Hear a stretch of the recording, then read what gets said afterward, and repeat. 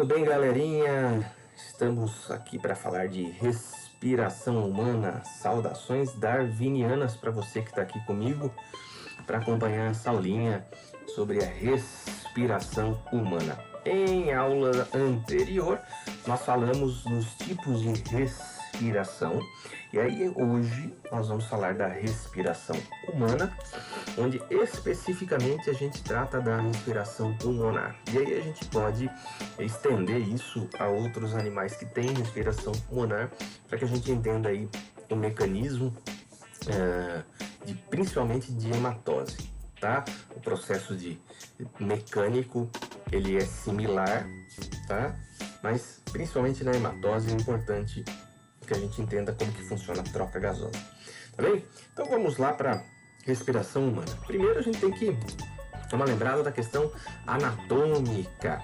Como que é o aparelho respiratório humano? Então a respiração ela pode acontecer pelo nariz ou pela boca. E quando a gente fala disso, nós estamos pensando nessa respiração externa, essa respiração que envolve um processo mecânico. Então vamos lá, ó. Nós temos como anatomia aqui para lembrar, cavidade nasal, então o nariz, nós temos as duas aberturas nasais, a cavidade nasal, que a gente já vai ver mais à frente com mais detalhe. Então, cavidade nasal, faringe, laringe, e aqui na altura da faringe com a laringe, nós temos a continuação do trato digestório, porque a faringe é parte também da estrutura do trato digestório quando a gente considera a boca, tá?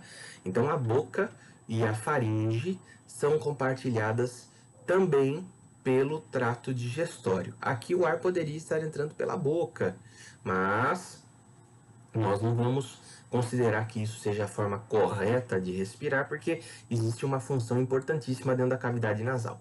Você pode respirar pela boca, é claro, e não há problema nenhum que a gente possa falar assim, não pode respirar pela boca. Não, de forma alguma.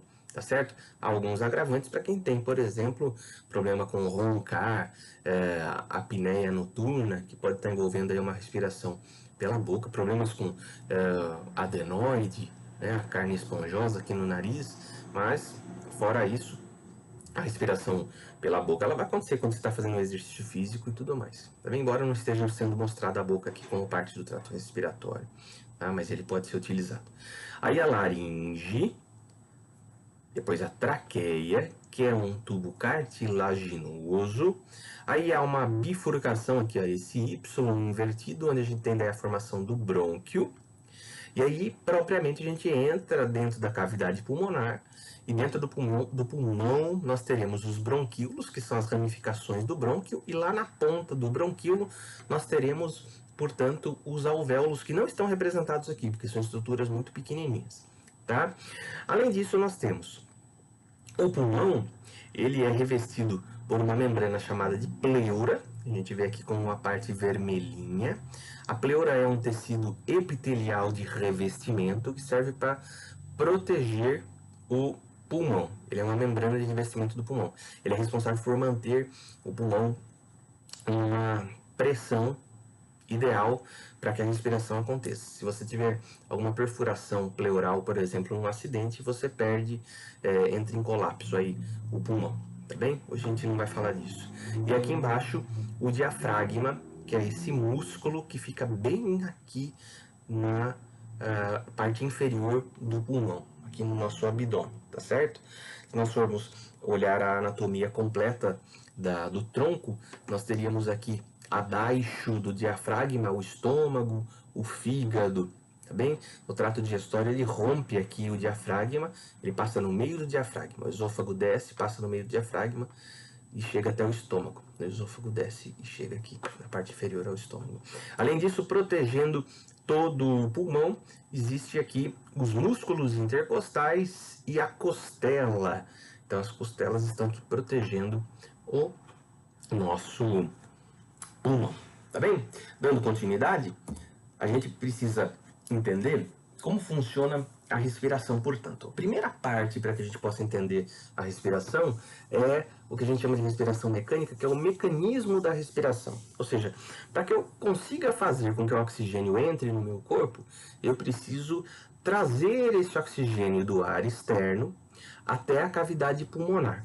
Esse processo, ele é um processo mecânico, que envolve aí as musculaturas da nossa caixa torácica. Então, se nós observarmos essa ilustração, ela mostra aqui o osso externo, tá certo? Processo chifoide aqui embaixo. Então, isso é anatomia, tá bem, pessoal? O osso externo, que é esse osso aqui, dele saem as ligações para as costelas. Costela é feita de osso e aqui nas ligações com o externo é cartilaginoso, tá bem? Essas costelas, nós temos aqui aderidas a ela a musculatura, tá certo? Esses músculos que estão aderidos à costela nós chamamos de músculos intercostais.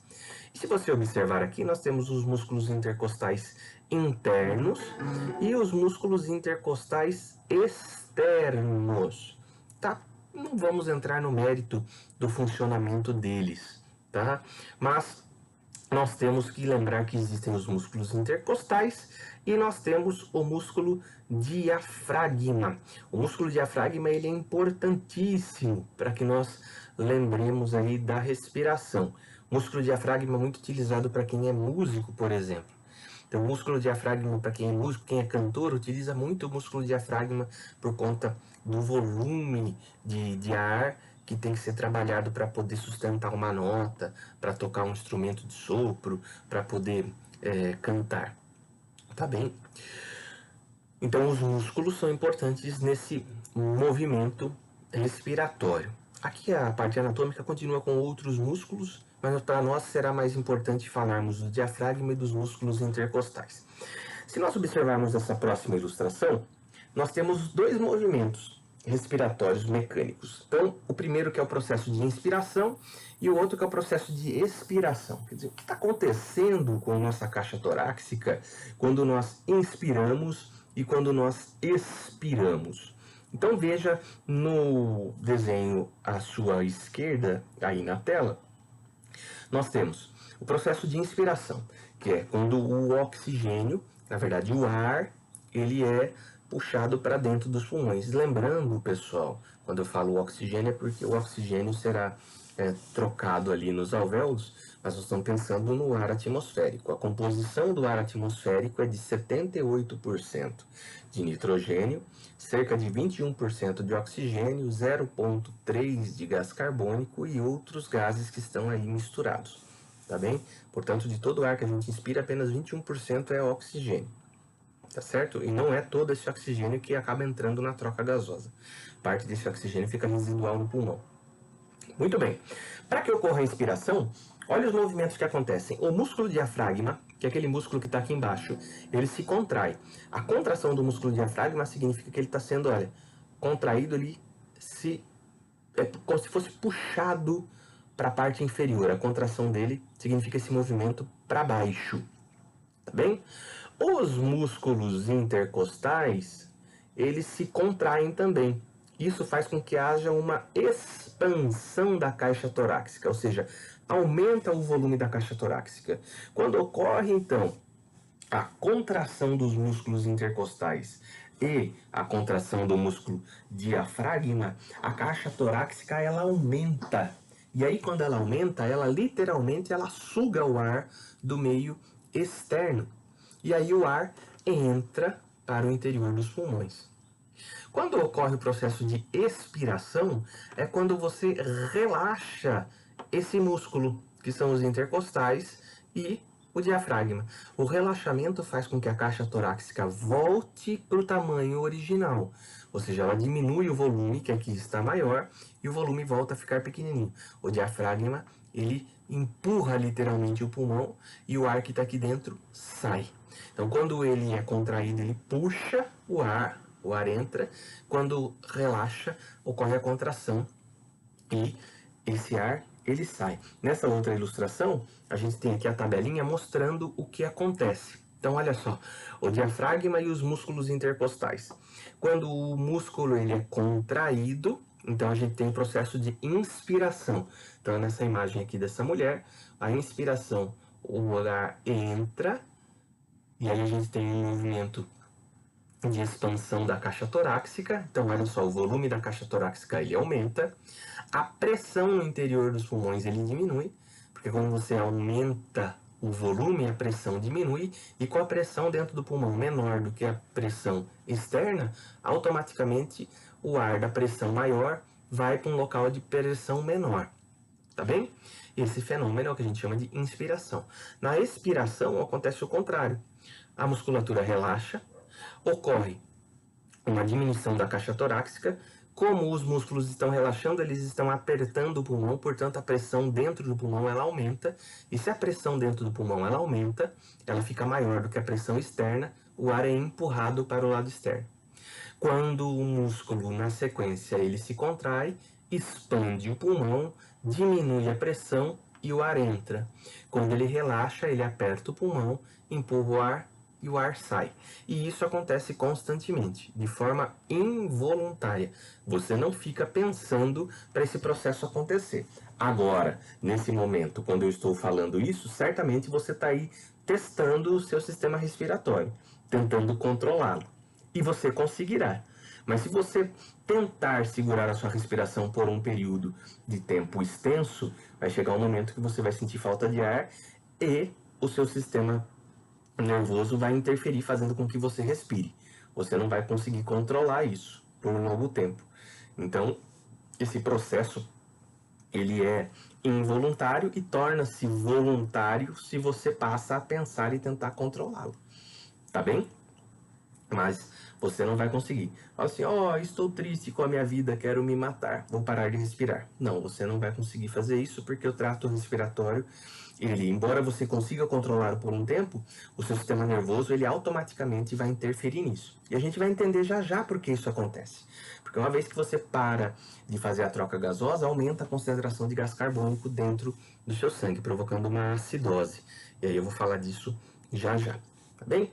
Seguindo aqui com a nossa ilustração, há um experimento muito fácil que nós podemos fazer, tá? E esclarece de forma bastante tranquila isso. Certamente você já deve ter feito. Se não fez, você tem aqui uma ilustração e eu te mostro. A gente costuma usar uma garrafa PET para poder produzir esse experimento. Então nós temos aqui uma garrafa. Então imagine que isso aqui seja uma garrafa de 2 litros de refrigerante. A gente corta essa garrafa ao meio. E aqui na parte de baixo a gente cola uma bexiga, de tal forma que a gente deixe vedado essa parte inferior.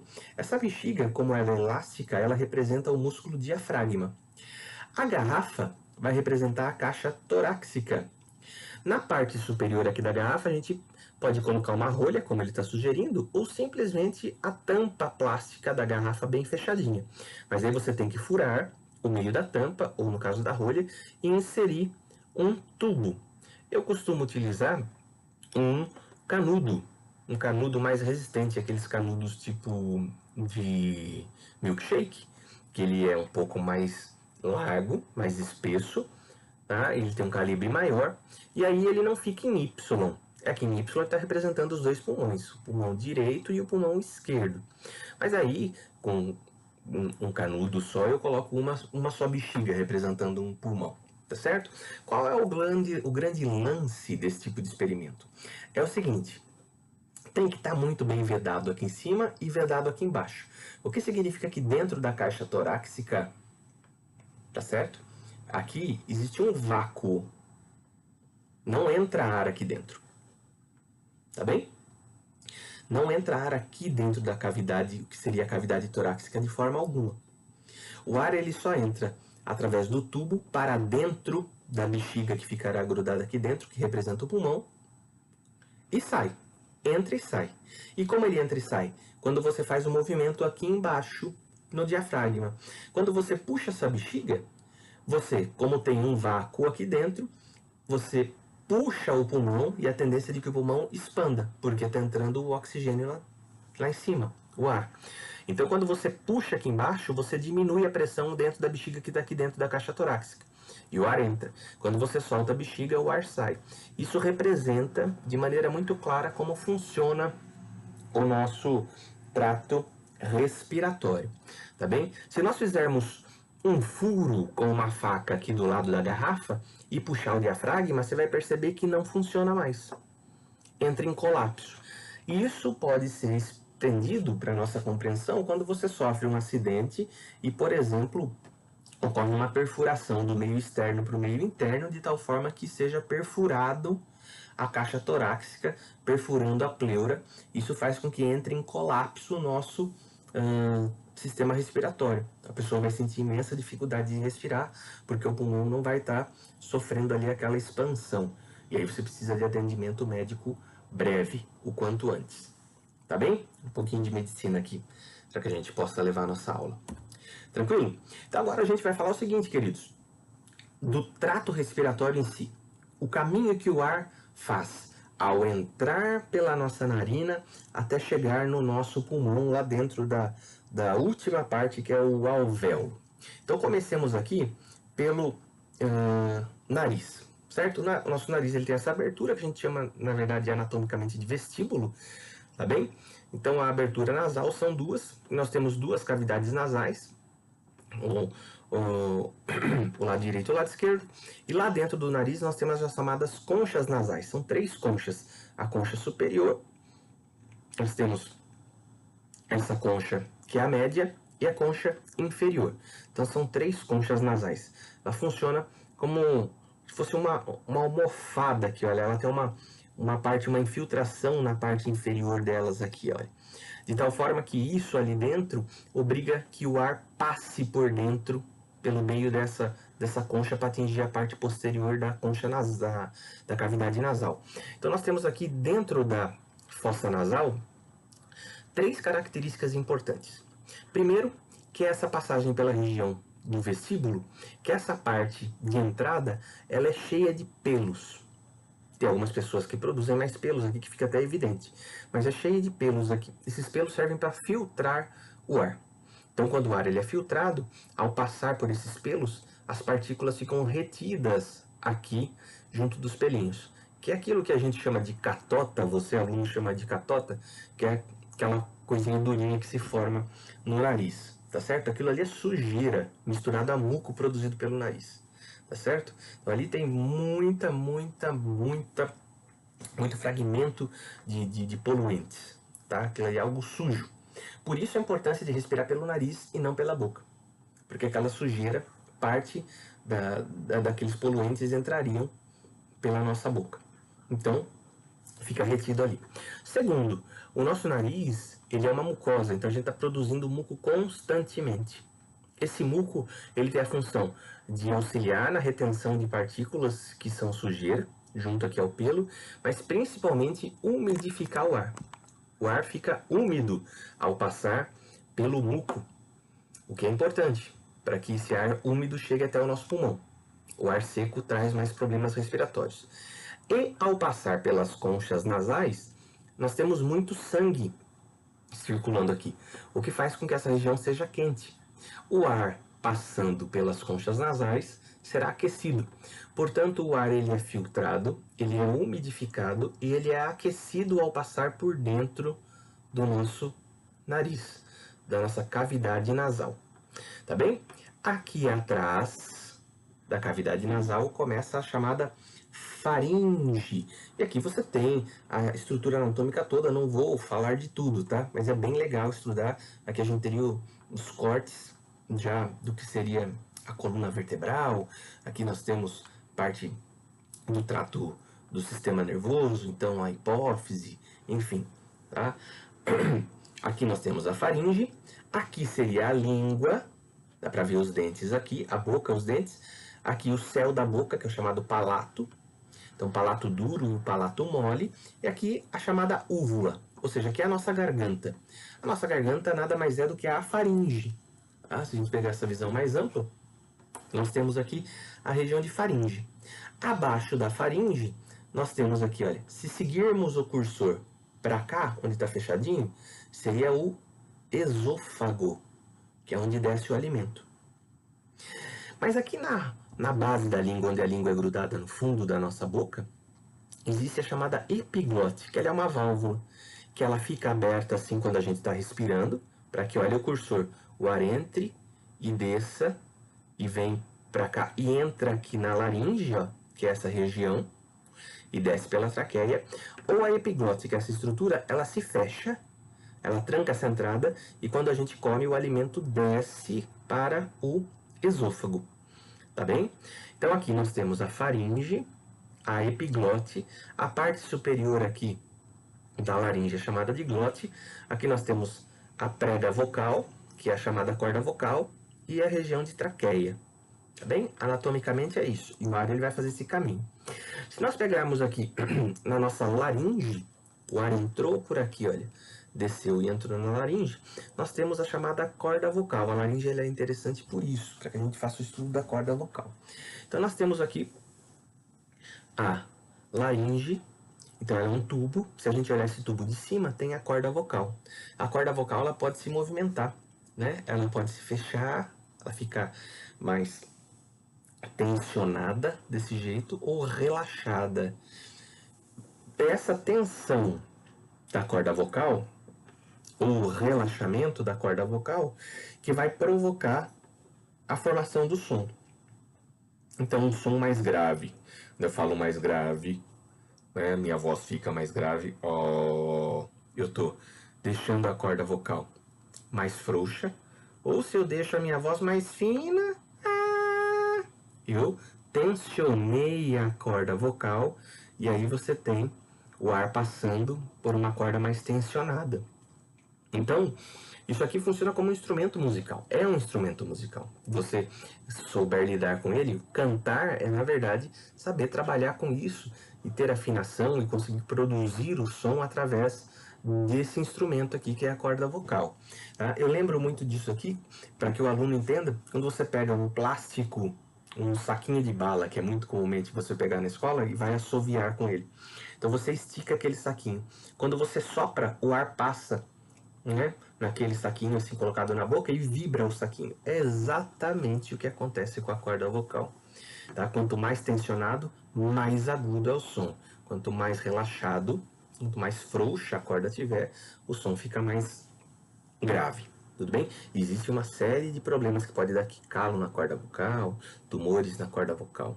Tá bem? Então essa é a laringe. Então o ar passa pela laringe. Uma vez que o ar passou pela laringe, ele desce pela traqueia, que é essa estrutura de cartilagem. E internamente ela tem uma mucosa, tecido mucoso, que é tecido epitelial. Desce pela traqueia e se ramifica em Y, em 2 brônquios, tá? Bronquite. Quem tem problema de bronquite tem, na verdade, inflamações na região brônquica, tá bem? Então você tem a formação de 2 brônquios. A partir daqui, olha aqui embaixo, ele tem esse tracejado e aqui embaixo tem essas chaves, tá? Essa região aqui, olha, em Y, ela ainda está fora do pulmão. A partir desse tracejado, forma-se um pulmão aqui. Veja, a região intrapulmonar, você tem o pulmão do lado de cá e o pulmão do lado de cá, tá certo? Pulmão direito, o pulmão esquerdo. Aí esse brônquio ele vai se ramificar,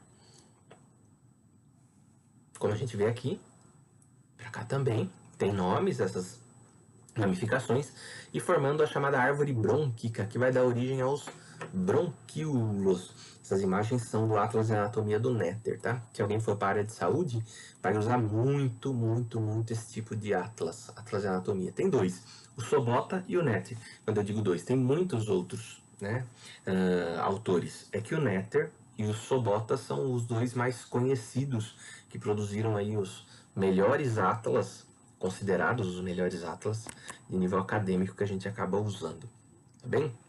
Custa caro, tá? Se você quiser ter um livro desse em casa. Mas se você for ser um médico, é essencial que você tenha. Continuando, aqui olha, a ilustração do pulmão. Então a árvore brônquica, formando os bronquíolos que vão se ramificar. Aqui, olha, coloquei exatamente para ilustrar para você a parte vermelha, que corresponde a essa parte do pulmão, que seria a parte azul, tá? Toda a coloração ilustrando. Depois, se você quiser, você pode procurar essa imagem na internet se tiver interesse de saber mais sobre isso, né? Interessante, para que você possa ampliar aí os seus estudos, tá bem? Embora isso não seja coisa de vestibular, tá bem, pessoal? Tô colocando aqui que é para que a gente saiba o que nós temos dentro de nós, tá?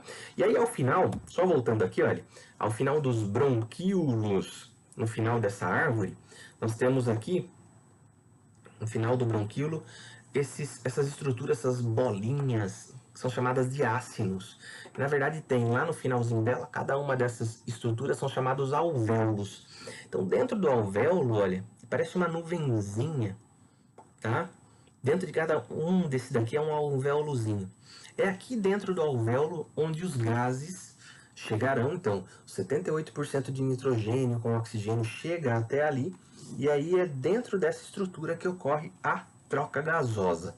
Ou seja, entra o oxigênio e sai o gás carbônico por difusão ali de dentro do nosso alvéolo.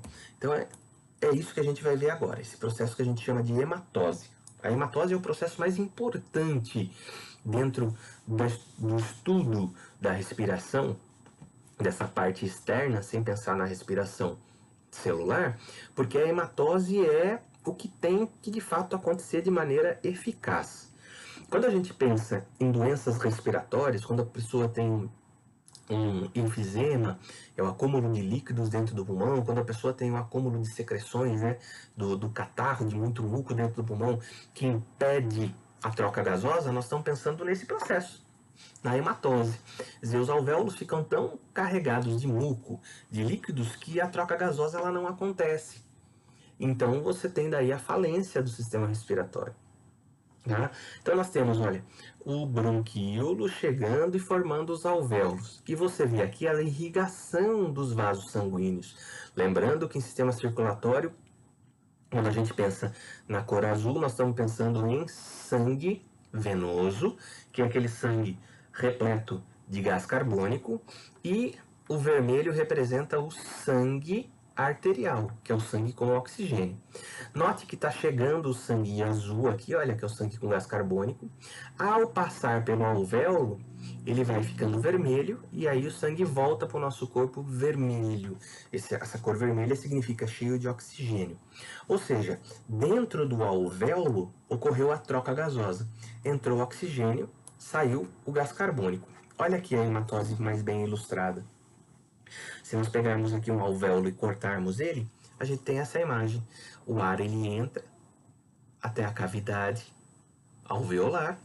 Aqui dentro, através da membrana aqui do alvéolo, as hemácias estão passando em pequenos capilares sanguíneos. O gás carbônico que estava nas hemácias passa para o interior do alvéolo, porque tem mais gás carbônico no vaso sanguíneo e menos aqui dentro do alvéolo. Por difusão, o gás carbônico sai da onde tem mais e vem para onde tem menos. O oposto com relação ao oxigênio também acontece. Tem pouco oxigênio aqui dentro e tem bastante oxigênio dentro do alvéolo. O oxigênio sai do alvéolo e vai para as hemácias. E a hemácia captura esse oxigênio e vai levar esse oxigênio para todo o nosso corpo. É interessante, né? E chega a ser bizarro de nós pensarmos, por exemplo, que se eu pegar um saquinho de supermercado, uma sacolinha, e enchê-la, ou uma bexiga, aquele ar que acabou de encher aquele saquinho, aquela bexiga, aquele balão, acabou de sair de dentro do meu vaso sanguíneo, acabou de sair das minhas células. Bizarro, né? Pensarmos que o nosso sangue está transportando gases agora e que ele acabou de sair. Ele estava dentro de mim, mas não dentro de mim simplesmente numa cavidade. Ele estava percorrendo o meu corpo. Ele se desgrudou, ele se desgarrou das células e veio parar ali. E é isso que acontece, tá? Parte importante aqui é nós entendermos como que os gases são transportados no sangue. Uma vez que aconteceu a hematose, a troca gasosa, esse gás que entrou no sangue, como ele é transportado nessas células para todo o meu corpo, então? Então, o transporte de gases é importante. A gente tem que saber como que é transportado o oxigênio e como é transportado o gás carbônico agora para a gente finalizar esse processo, tá bem? Então, veja só, o oxigênio, que é o O2, não ficou legal aqui no slide, né?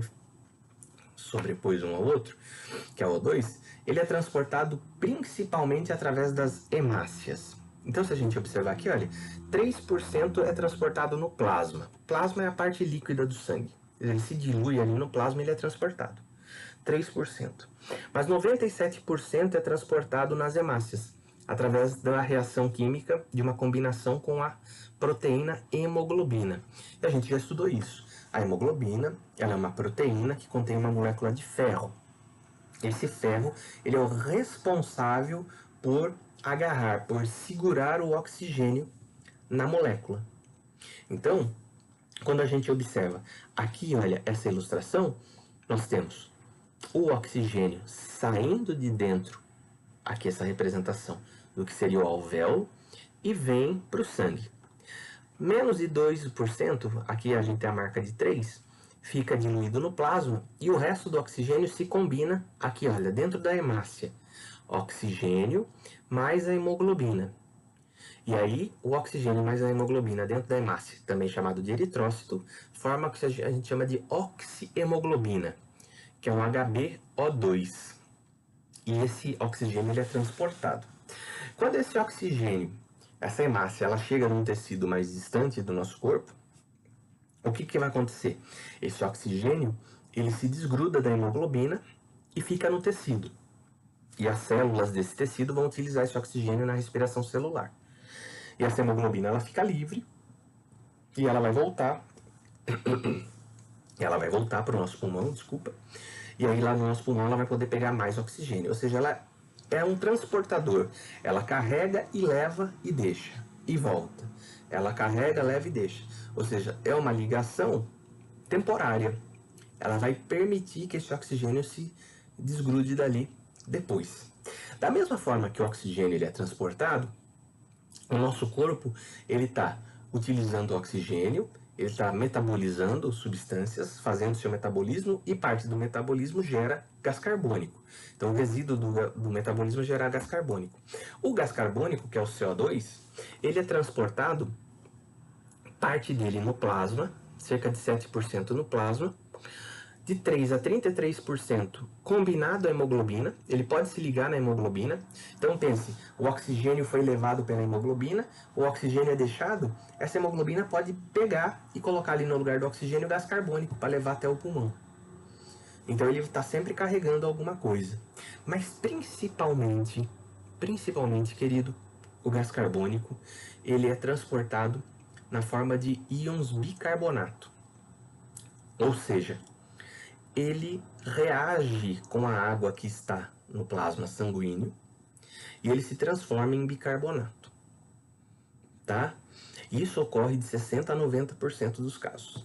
E aí que é importante, eu quero mostrar para você essa imagem aqui, ó. Então, isso é uma célula, essa célula, ela trabalhando em todo o seu metabolismo gerou gás carbônico. Esse gás carbônico tem que sair da sua célula. Esse gás carbônico sai da célula e cai dentro de um vaso sanguíneo e será transportado pela hemácia, pelo plasma ou na forma de bicarbonato. Então veja aqui, olha, esse gás carbônico pode simplesmente vir aqui e ser transportado pelo plasma. Mas na sua grande maioria, né, na grande maioria das vezes, esse gás carbônico vai reagir com a água, ó, CO2 mais água, vai formar H2CO3, que é ácido carbônico, através da anidrase carbônica. E esse ácido carbônico vai liberar íons H+, ficando HCO3- e H+. Esse HCO3- é o bicarbonato. O bicarbonato é a principal forma como isso é transportado. O grande lance é, quando você tem formação de bicarbonato, você tem liberação de H+. Isso faz com que ocorra uma diminuição do pH sanguíneo. Quanto mais H+ eu tiver, menor é o pH. E aí o pH do sangue ele pode ficar ligeiramente ácido. O pH do nosso sangue é 7,38. Básico. Básico. Neutro. Se eu usar o termo, quando eu digo básico, seria... o básico é ficar 7,38, mas usar o termo básico significa deixá-lo alcalino. Nesse caso não se aplica. Ele é neutro, 7,38. Quando eu começo a liberar H+, começa a acidificar o meu sangue. O pH começa a baixar. Normalmente, quando o pH chega a 7,36, olha que queda de 7,38 para 7,36, ocorre um estímulo do sistema nervoso através de neurônios, receptores de informação que estão ali na alça da nossa aorta, no arco aórtico. E esse receptor percebe a acidificação do sangue e informa o nosso sistema respiratório, que está na região do bulbo, no sistema nervoso, a aumentar a frequência respiratória. Por que o bulbo aumenta a frequência respiratória? Porque ele entende o seguinte: está aumentando a quantidade de gás carbônico. Quanto mais gás carbônico tiver no meu sangue, mais ácido vai ficar. Isso significa que não está entrando oxigênio. Então ele aumenta a frequência respiratória para quê? Para você colocar mais oxigênio no interior do seu sangue. Quanto mais oxigênio entrar, você vai corrigir essa acidificação. E aí eu falo para você o seguinte: por que quando você corre você aumenta a frequência respiratória? Porque quando você corre, o seu corpo está trabalhando mais, ele está produzindo mais gás carbônico. Se ele produz mais gás carbônico, ele tende a ficar mais ácido. Se ele fica mais ácido, ele aumenta a frequência respiratória do bulbo. Ele informa o bulbo que tem que aumentar a frequência respiratória. O bulbo manda uma mensagem para os músculos intercostais e diafragmáticos que começam a se movimentar mais rápido. E aí você começa a ficar ofegante. E aí você está fazendo exercício e está ficando ofegante. Ou seja, é uma reação em cadeia que faz você ter um aumento da ventilação. Então você fica com o aumento da ventilação, você está respirando mais, você está hiperventilando para poder aumentar a quantidade de oxigênio. Isso acontece, por exemplo, se você fizer o seguinte teste: tampa o nariz e fecha a boca e não respira. E fica aguentando até o momento que você não aguentar mais. Quando você soltar o seu nariz e voltar a respirar, você vai aquela falta de ar. Por que isso aconteceu? Porque faltou oxigênio, professor. Claro, a gente sabe disso. Mas por que você tem essa sensação de hiperventilação? Porque quando você tapou a respiração, você aumentou a quantidade de gás carbônico, acumulou gás carbônico, aumentou a quantidade de bicarbonato e a quantidade de H2, de H+. Acidificou seu sangue, ligeiramente. E você não estava respirando, estava segurando até o momento que você conseguisse segurar. Aí o que aconteceu? Seu bulbo estava doido para estimular o seu diafragma. E aí quando você solta, você permite. Aí você hiperventila. Tá? Isso tem acontecido bastante, já que a gente está falando de Covid a todo tempo. A questão do Covid-19, quando a gente pensa na questão do Covid-19, o pessoal fala assim: o pessoal fica com falta de ar. A falta de ar causada pelo Covid é chamada pelos médicos de hiperventilação. Então você chega no hospital com falta de ar, você está hiperventilando, né? Mas não está conseguindo colocar o oxigênio. Hiperventilar significa ficar ofegante. E a pessoa que tem Covid pode atingir, no caso grave da doença, essa hiperventilação. É um dos sintomas da hiperventilação, que é a tentativa de colocar mais oxigênio dentro do organismo. Tá certo? Vamos para o nosso último slide, já que a gente falou carregar oxigênio e carregar gás carbônico. Existe uma situação muito crítica, que é a do monóxido de carbono, que é extremamente tóxico. Monóxido de carbono, que é o CO, não é o CO2. CO2 é dióxido de carbono, por isso O2. O CO, ele é um monóxido, ou seja, é um oxigênio ligado a um carbono. O monóxido de carbono ele é liberado através da queima de alguns materiais. Então, queima de combustível fóssil, queima de madeira, enfim. Tá? Quando você tem queima de alguns materiais que liberam monóxido de carbono, se você tiver inalação de monóxido de carbono em grande quantidade, você pode morrer por asfixia. Como assim, professor? Olha só no slide. A hemoglobina, que tem que carregar oxigênio, ela tem uma afinidade muito maior pelo monóxido de carbono do que pelo oxigênio. É uma afinidade química. Portanto, se no espaço que você está tem oxigênio, mas também tem monóxido de carbono, a sua hemoglobina ela se fixa ao monóxido e não ao oxigênio. Porque a ligação com o monóxido de carbono ela é uma ligação mais estável. E sendo uma ligação mais estável, é muito difícil você tirar o monóxido de carbono da hemoglobina. Ou seja, quando você respira o monóxido de carbono, ele se gruda na hemoglobina e não solta mais. O oxigênio, ele desgruda. O monóxido não, ou seja, você fica inalando o monóxido de carbono e você vai ocupando a sua hemoglobina com o monóxido e não tem mais espaço para entrar oxigênio. você começa a sentir falta de ar, sentir falta de ar, sentir falta de ar, até que você desmaia, perde a consciência, e estando naquele ambiente inconsciente e continuando respirando monóxido de carbono, você vem a óbito. Tá bem? Então isso acontece muito comumente quando acontece um incêndio, uma pessoa está presa dentro da casa, do prédio onde está pegando fogo, a pessoa morreu porque inalou muito monóxido de carbono. É isso que eu estou explicando para você. Pessoas que dentro de casa colocam fogo em algum numa churrasqueirinha para deixar o ambiente quente em dias de inverno. No Rio Grande do Sul é comum isso. A pessoa tem uma lareira lá, aquela não é muito comum, tá? Lareiras menores que tem uma chaminé metálica pequena de baixo calibre. Se a chaminé ela fica entupida por conta do tempo, o monóxido de carbono ele não sai junto com a fumaça e ele acaba voltando para dentro da casa. Como está tudo frio, fechado, a pessoa acaba tendo essa intoxicação ali. Tá? Antigamente acontecia muito, as pessoas tinham que deixar o carro ligado dentro de garagens que eram fechadas, a pessoa deixava o carro no dia frio ligado, aquecendo o motor, ficava ali dentro do carro, se asfixiava por conta do monóxido preso dentro da garagem. São situações que aconteceram. E a pessoa, ela perde a consciência, ela fica ali desmaiada e respirando isso acaba vindo a óbito. É uma situação muito importante da gente saber aí. Portanto, não faça a besteira de colocar fogo em qualquer coisa num ambiente fechado, porque isso daí provoca asfixia e pode matar por conta do monóxido de carbono. Tá bem, pessoal? Então, respiração humana é isso. Falamos aí das estruturas, da anatomia do trato respiratório, falamos da estrutura mecânica, da ventilação mecânica ali, produzida pelos músculos intercostais e pelo músculo diafragmático.